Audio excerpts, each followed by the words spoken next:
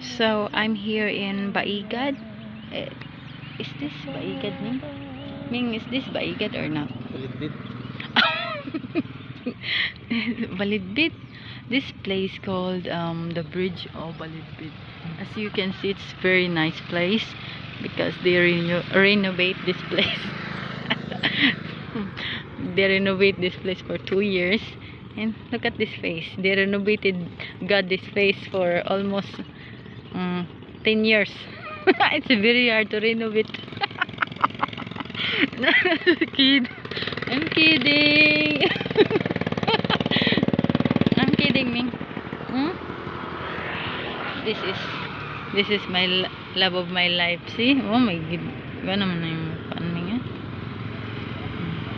He's very pag una, he's very kind, very cute. See?